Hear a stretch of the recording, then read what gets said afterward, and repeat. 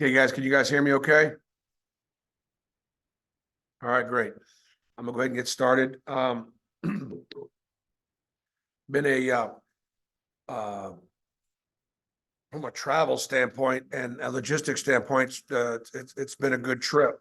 Um, we kind of reminds me a little bit of my days in Division Two of getting on a bus and playing a couple games. Um, the decision to stay in Tuscaloosa, I think Wednesday night, and come over here Friday morning, I think was a good one. Kids missed maybe an extra day, uh, maybe a day and a half of class, which we don't like, but that's tough in season, you know. Um, so we knew obviously the challenge we were facing on this trip against two really good teams. Mississippi State 7-2 at home. They got a great win over Tennessee, who I think has been demonstrated the best team in our league. And they had a close loss at home to Alabama. Tolu Smith is a dominating inside player. He and Janai Broom are two of the best bigs in the SEC. And like always in these matchups, it's really not Tolu versus Janai. It's Auburn versus Mississippi State, but just giving both those guys some recognition. Hubbard is one of the best scoring freshmen in the country. A great get for Chris Jans, keep a local guy, in-state guy home, and it's just a great dynamic scorer. And Mississippi State's always been a team that's been really athletic in our league. Coach Jans has done an outstanding job to take those guys to the NCAA tournament in his first year.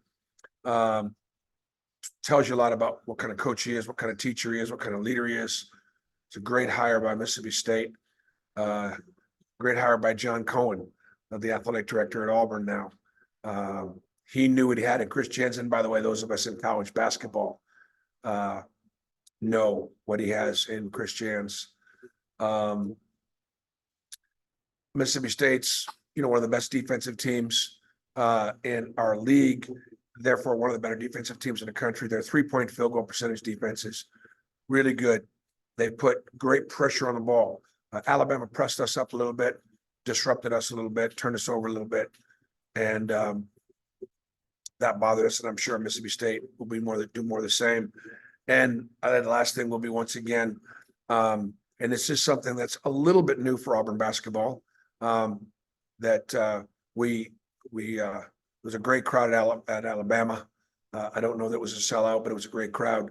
But this one's a hard sellout.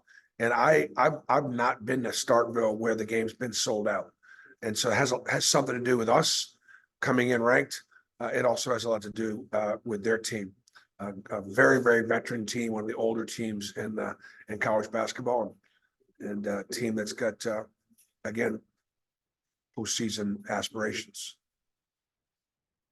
All right, Coach, we got some questions. If you had a question for BP, put it in the chat. We'll start with one from Nathan King. Hey, Bruce. Yeah, you mentioned y'all staying on the road this week. I guess what are kind of the challenges that come with, setting up the game plan and the scouting report while you aren't at your own building? And do you think that maybe can be kind of valuable when, it's tournament time and you guys are in a different setting? It could have some tournament value for sure. I think just logistically, the idea about let's say we bus home Wednesday night late. That next day after the game and a late bus trip, we're going to make the kids go to class, and they're going to go to class, but they're going to be exhausted then that next day for practice. And then the next day to get back on a bus, excuse me, and come over here. It really had a lot to do with just wear and tear. And like I said, from a logistics standpoint, it's been good. I apologize if I sneeze again. Okay. Justin Hokanson. Hey, BP. Just kind of curious, sort of where the team's at. I know you said at halftime of the Alabama game that they were in good spirits and encouraging one another. Now coming off that loss, just kind of how they've been, the last 24 hours or so, and trying to get ready for another tough one. Yeah. I mean, it's the league is a grind. And, I think they were disappointed. But I think the good news and bad news, the good news is we didn't play very well. Alabama had a lot to do with it. We didn't shoot it very well. We made some bad decisions. We turned the ball over, and we really didn't guard them great, but they still shot 38%, 79 in their building.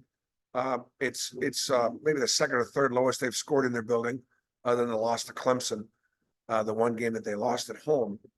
And we thought we could have played better. I thought our big kids, Dylan and Janai in particular, were outstanding as far as their defense.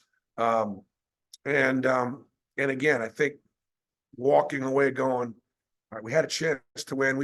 I know we didn't quit. And I know, close losses on the road against quad one opponents are not going to hurt your analytics, which are important.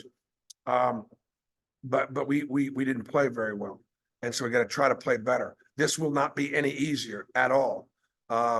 We've had a little bit more success historically against Mississippi State. But I just don't think that, that matters as much. As you know, I think we're a really good team. I've said we're not as good as what people think we are given our ranking. I understand that, because I think our guys have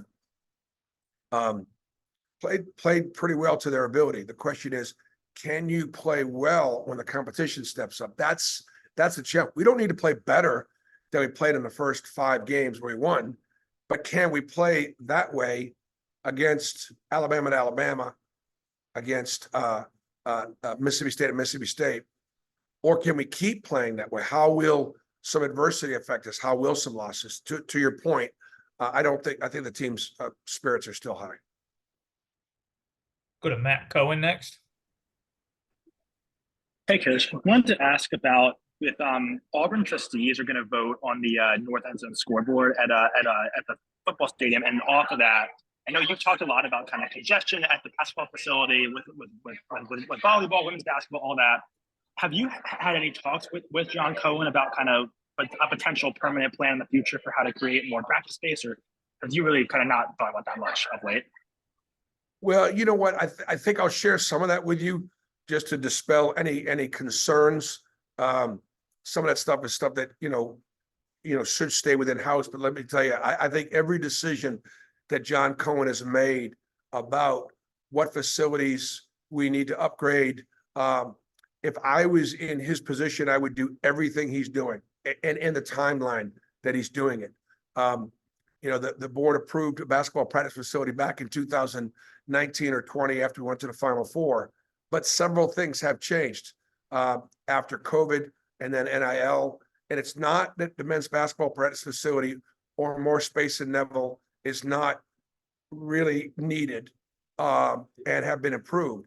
It's just that I think some of those, the best way that I could tell all of our fans for all of our sports was when our project was up next, let's call timeout and let's get some of these other things right first. And with that, I think, the direction that we're going is the right direction and the right timing. We'll get to revamping Neville, remodeling Neville, the practice facility situation. And it is important because it's the most used building in the athletics department. And whatever the second most used building is, it's not even close. And so we're addressing that need, and I'm very satisfied with John Cohen's plan. Okay, Justin Ferguson next. Hey, Bruce, you said after the Alabama game, you talked about second chance points, offensive rebounds, how that hurt you guys in the second half. Obviously, Mississippi State being really good on the offensive boards. I've had a couple of games where it's been kind of an issue there. Just how much is that going to be a focal point in this game, knowing the way State likes to play?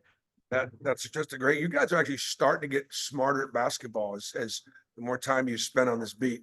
Yeah, it's a huge factor. Let's face it; it was second chance points that hurt us against Alabama when they were playing small ball, and so that is obviously a huge concern. I mean, Mississippi State's they're going to be running to the boards tomorrow. And, our smaller guards, and we'll play 2 or 3 smaller guards out there, have got to do a better job of keeping them off the boards. And and we've got to be able to rebound, obviously be able to rebound down, do a better job, with that. So it'll absolutely be probably our number one concern when we play the best teams in our schedule. So I hate to be right sometimes.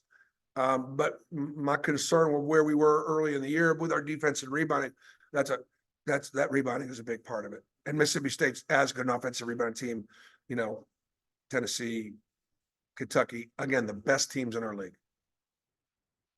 Go to Ainsley Lee. Coach, not a super basketball smart question like Justin's, a little bit different one here, but as you probably know, like the SEC is doing their We Back Pat initiative this week with the women's games. There was a huge one last night with LSU and South Carolina. Auburn's going to have theirs on Monday. You've always been super public about your relationship with Coach Summit, and so I'm just curious to get your thoughts on how that initiative, how it's grown, and what it means to you to kind of just see continually her legacy be honored in that way. Well, I think it's great that that the SEC has embraced the legacy of Pat Summit, the greatest women's basketball coach in college basketball history, all that she meant to the game at a time when women's basketball was just getting started, and women's sports were just getting started. We miss Pat's leadership. I think we miss her leadership in the world, kind of in the country. What a great leader of a community she was. Yeah, she was a brilliant basketball coach, but she was a better American. She was a better person. She was a better patriot. She was a better mother. She was a better friend, and she was a pretty good coach in basketball. So, what does it mean? It means all the right things about intercollegiate athletics. It means a lot about the fight for women's rights. And Pat demonstrated that, whether she was a coach or whether she was a teacher, whether she would have been a CEO, she created a brand called the Lady Vols. And, she's right up there with the great coaches in American sports history. All right, we're going to wrap up with a follow-up from Justin Ferguson. Bruce, you mentioned State being really good on defense last year. They were one of the better defenses in the country. What is it about this team that you think makes them so effective on that end of the floor and such a challenge to kind of get ready for with the way they like to defend under Chris? I think it's a real commitment by their coach. I think it's the athletes that they recruit, the speed, the power, the quickness. They've got really good schemes that fit their athleticism. They don't take possessions off. They make it hard for you to run your stuff. And they know that they need a little bit of that to create some offense out of their defense. So it all fits.